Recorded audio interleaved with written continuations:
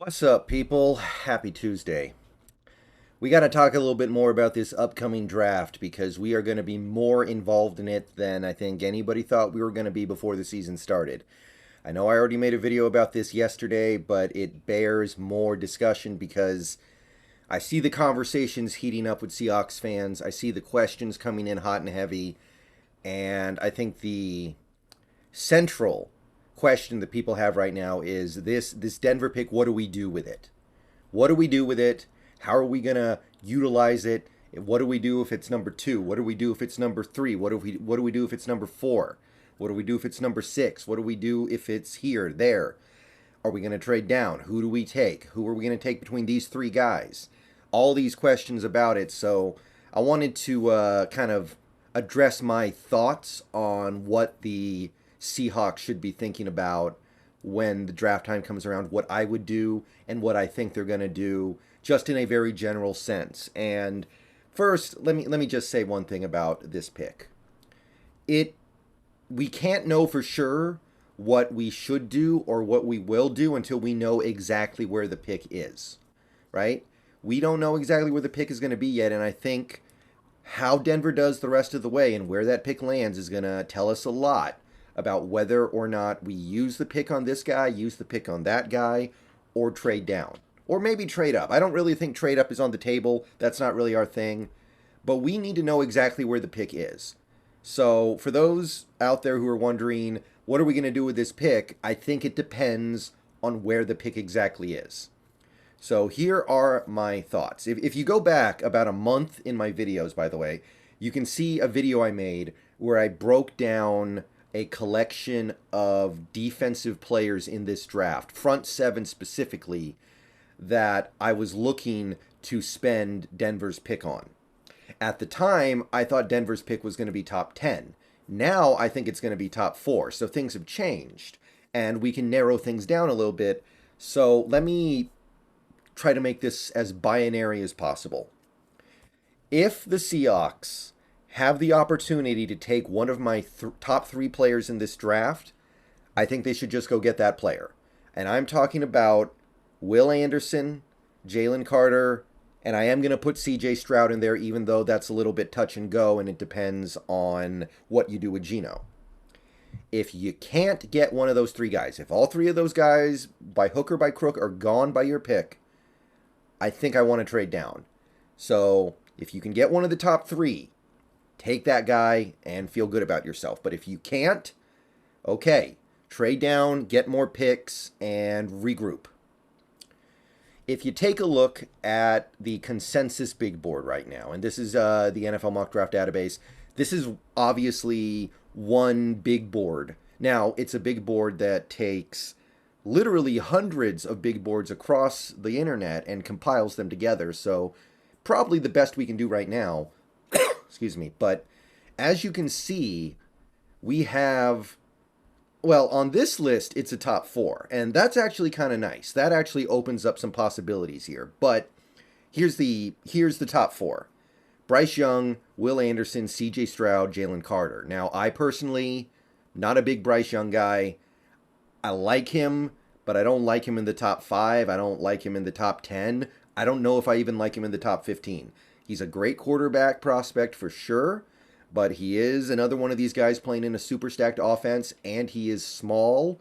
One of these defensive linemen sits on him, and he's going to miss 6 weeks. So I'm a little bit concerned about that.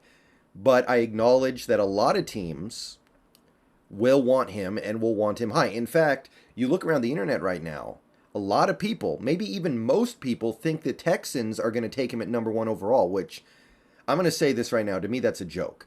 If the Houston Texans pass up CJ Stroud to take Bryce Young, then, I mean, they're already a clown organization, right? We already know that. They're a joke organization. Bigger joke organization if they actually pass up on CJ Stroud to get Bryce Young.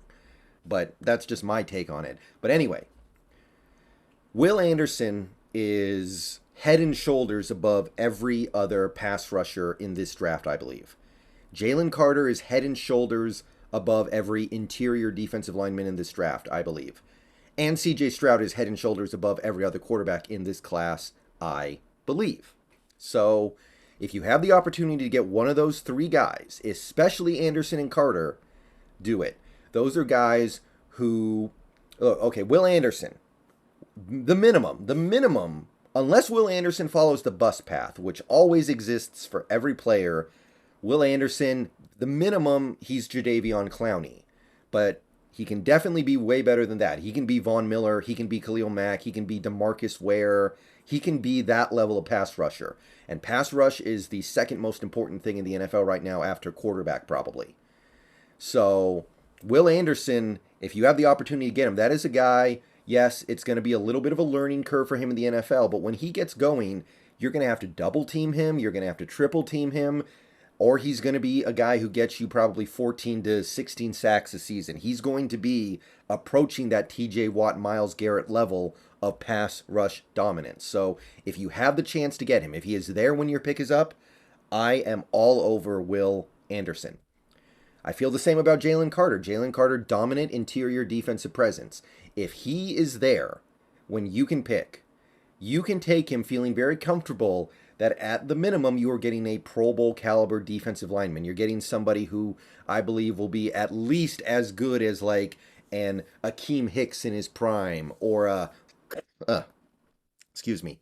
or a how else can I put this? Like at the very least you're getting like Shelby Harris in his prime, but there exists plenty of room above that where he could be. I'm not going to say Aaron Donald, right? Because that's the dream, right? Aaron Donald is probably the most dominant interior defensive lineman ever, but you are getting an all-pro caliber interior defensive lineman, somebody who can absolutely dominate, another guy who can eat up double teams, sometimes maybe even triple teams, and every offense you play, their game plan is going to be all about those two guys. So if you can get Anderson, if you can get Carter, give me that. Now, if you want to know who I would prefer between Anderson and Carter, that's for another time. If I had to give a quick answer, I would probably still say Will Anderson, but I'm maybe being swayed a little bit. Maybe. We'll talk about that in the offseason, but I think that if you can get one of those two guys, if you get one of those two guys, you are making Darrell Taylor better. You are making Nwosu better. You are making Shelby Harris and Brian Monet, if he's somehow still here, better. You are making Jordan Brooks better. You are making whoever else you have in that front seven is much better if you have Will Anderson. Now, CJ Stroud is the tough one. Geno's playing great, and he absolutely deserves a lot of money in this league, and he deserves to be a franchise quarterback. But if I can get CJ Stroud, who is super young, going to be cheap on that rookie deal for 3 years, and technically 5, and has a better arm than Geno. He does. I'm sorry, Geno, but Geno's got a good arm, but CJ Stroud has a golden arm. I'm probably doing that and swapping Geno out for more picks. Sorry. I think that if the opportunity is there, I'm taking Stroud, swapping out Geno for picks, and using those Geno picks to beef up the defense, because that's what everyone says, right? Like, how can you say we need to draft a quarterback when we have no defense and we have Geno? Well, trading Geno could help that. So, as much as I love Geno, after, even after what happened yesterday, after stepping back for a few minutes and thinking about it, if CJ Stroud is there, I'm having a very hard time saying no. Team would have to bowl me over with a trade offer at that point. But let's say none of that's on the table. Let's say the pick is at like 5 or 6 and you don't have those 3 guys. Because even if Bryce Young goes 1 and you're picking at 5, you're still probably not going to get those 3 guys. Then I think I trade down. After those 3 guys, let's say 4 guys because of Bryce Young, but for me it's 3. It's Myles Murphy is the next guy up here, right? Okay? I like Myles Murphy a lot. I think he's going to be a really good pro. But do I see a Hall of Fame path with him? Not really. Do I think he'll be an all-pro? I'm not convinced. I think he'll be really good. I think he'll be maybe a Pro Bowler. At least a couple times. He's probably going to play on the inside in a 3-4 defense. He'll probably be like a 3-4 defensive end.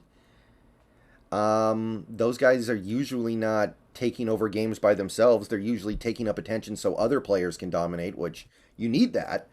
But do I want to spend a top 5 pick on Myles Murphy? Do I view him that way? Maybe in this draft you have to. But I'm thinking I'm going to trade down a little bit, try to get Murphy later, and if somebody in front of me takes him at like 7 or 8, it's okay. I can still get Brian Breeze, who might be better than Murphy, but Breeze just has had medical conditions. Breeze might be, I mean, at the very least, I don't view Murphy as being that much better a prospect than Breeze. And I could trade down even further than that. I mean, look at some of these other guys who are next on the list. Keely Ringo's nice, but he's a cornerback. Do we really need to spend a top 10 pick on a cornerback? Probably not. We got some wide receivers. I don't think we're doing that. Levis, you know I love Levis, but at this point, it's hard for me to believe he's better than what we have with Geno. The only quarterback who I like that way is C.J. Stroud. Don't really like Tyree Wilson. We got another cornerback. We got offensive tackles. We don't need that. I mean, you're getting down to like Trenton Simpson, Isaiah Foskey, Jared Verse. You're getting down to like the 20s, maybe even the 30s before you have guys that I really like. And honestly, is there a huge difference to me in the value between a Trenton Simpson and a Miles Murphy? No. Is Murphy better? Probably. But if you're telling me you can either take Miles Murphy straight up or trade down, pick up future first-round picks or second-round picks in this draft and get Trenton Simpson or Isaiah Foskey or Jared Verse instead, I'm taking the trade. Because for me personally, there's a big drop-off after this trio. For me personally, I don't view Miles Murphy as being head and shoulders above the next defensive lineman guy, who would, for me, would probably be Foskey or Verse. Like, to me, I want those extra picks at that point. So that's one man's take on all this. If you can get Anderson or Carter, take them. They will make everything else on your defense better. If you can get Stroud, you probably take him too and swap out Geno. Sorry, Geno, but it is what it is. But if you can't get those guys, trade down and get more picks and build out the rest of this team. All right, I'll see you guys later. Let me know what you guys think. I'm interested to see what how people feel about this. I just view those two guys in particular as being head and shoulders above everyone else. If you can get the chance to get them and you don't get them, I'm going to be disappointed, period, because I believe those guys are superstars in the making. Miles Murphy, I think, is really good. I really like him. I really like Breeze. I really like some of these other guys as well that you could get at 6 or 7, but I don't like them that much more than the guys you could get in the teens, sometimes even in the 20s. I think it's a little more of a, throwing darts at the board type stuff at that point. So let me know how you guys would play this, but if you want to know what I would do with the pick, that's what I would do.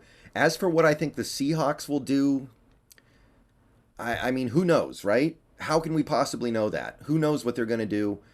It feels like something shifted last year to where the team is going to be a little more conventional in their drafts. So I would expect them to do something like that. I think they trade the pick if they can't get Anderson or Carter. I kind of feel like they would go with Geno over CJ, admittedly. I think the team would say, let's stick with Geno and trade the pick and let someone else get CJ.